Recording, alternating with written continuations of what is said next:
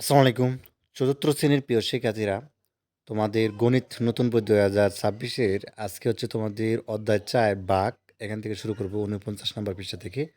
৪৯ এবং ৫০ এই ২টা পৃষ্ঠা দেখব আজকে। তো এখানে দেখো শুরুতে একটা অঙ্ক দেওয়া আছে। সেটা কি? তো এখানে আমাদেরকে যেটি বলতেছে যে ১৫টি মার্বেল যদি আমরা ৫ জনকে সমানভাবে ভাগ করে দেই তাহলে প্রত্যেকে কয়টি করে পাবে? তাহলে প্রত্যেকে কয়টি করে পাবে? ১৫ ভাগ হচ্ছে আমাদের কত? ৫, তাই না? তো সমান সমান কয়টি করে পাবে? তাহলে আমরা জানি ৩ ৫ ১৫, ৩টি করে। ঠিক আছে? উত্তর কি হবে? উত্তর হবে ৩টি করে। ৩টি করে পাবে। ঠিক আছে? ৩টি করে পাবে। আচ্ছা যা হোক, এটা করে দেওয়া আছে বইয়ের মধ্যে, সমস্যা নেই, যে দেখতে পাচ্ছ। তো এখানে যা হচ্ছে গাণিতিক বাক্য, এখানে ৩ আছে, ৩ লিখে দিবা। ঠিক আছে? ৩টি করে পাবে। আচ্ছা উত্তর এখানে হচ্ছে ৩ লিখে দিবা। আচ্ছা তাহলে আমাদের মোটামুটি এটা করে দেওয়া আছে অঙ্ক। ঠিক আছে? সমস্যা নেই। দেখতে পাচ্ছ?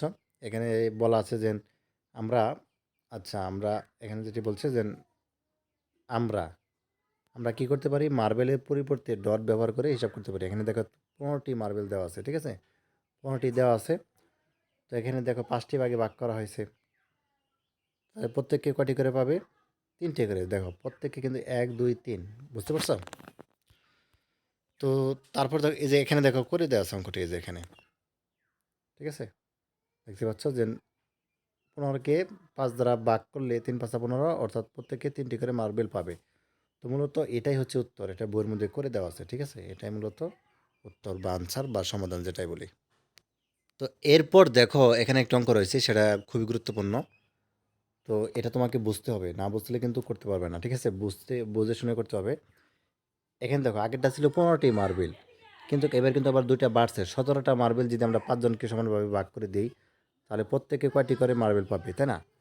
এখন তুমি একটি বিষয় দেখো, ১৭ দিয়া কিন্তু ৫ দ্বারা ভাগ যাচ্ছে না। ঠিক আছে? মিলতেছে না। কারণ ৫ দিয়ে ভাগ করলে আমাদের কিন্তু মিলে না। অর্থাৎ যদি এখানে ১৫ থাকতো তাহলে কিন্তু মিলতো। কিন্তু যেহেতু ১৭ আছে, ঠিক আছে? তো এখানে কত হবে? এখানে ভাগফল হবে তোমাদের ৩ই হবে। ঠিক আছে? ভাগফল হবে ৩। এটা হচ্ছে ভাগফল। এটা হচ্ছে ভাগফল ৩। ভাগফল ৩ হবে। আচ্ছা ভাগশেষ এরপর দেখো ৩ ৫ ১৫। ঠিক আছে? ৩ ৫ ১৫, কিন্তু ভাগশেষ কিন্তু আবার ২ থাকে।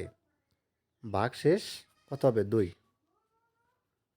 ঠিক আছে? ভাগশেষ হবে ২। বুঝতে পারছো? তো এখানে ভাগফল কত হয়েছে আমাদের? ভাগফল হবে তোমাদের ভাগফল যেটা সেটা হচ্ছে যে তোমাদের হচ্ছে ৩ হবে। আর ভাগশেষ যেটা সেটা কত হবে? ভাগশেষ থাকবে হচ্ছে ২। কারণ ৩ ৫ ১৫ হয় ১৬ ১৭, ২ হচ্ছে ভাগশেষ। এটাও করে দেওয়া আছে, এখান থেকে নিশ্চয়ই দেখতে পাচ্ছ। এই যে যখন ২টি করে মার্বেল দেওয়া হয়, দেখো ৫ গুণে ১০, ১৭টি থাকবে।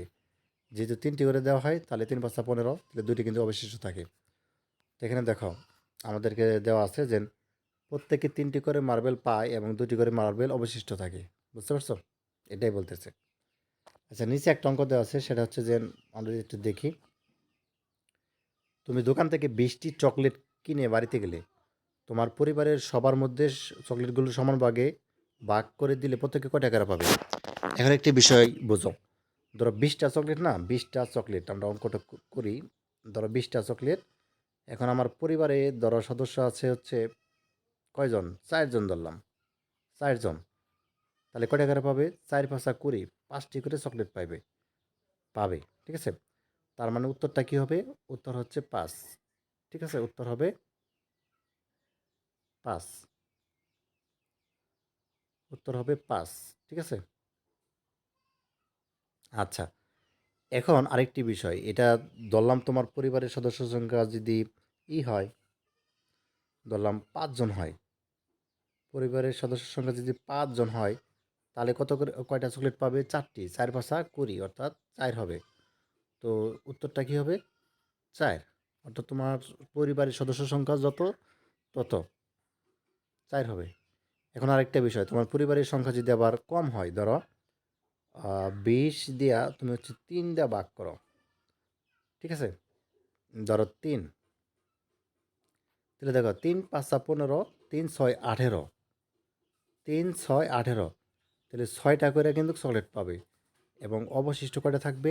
3, 6, 18, অবশিষ্ট থাকবে আবার 2টা, অবশিষ্ট আবার 2টা থাকবে, এরকম আর কি। তো যাই হোক, এই ছিল তোমাদের 49 এবং 50 নাম্বার বা আগের যে নিয়মগুলো বা অঙ্ক এভাবে করতে হবে। ধন্যবাদ সবাইকে।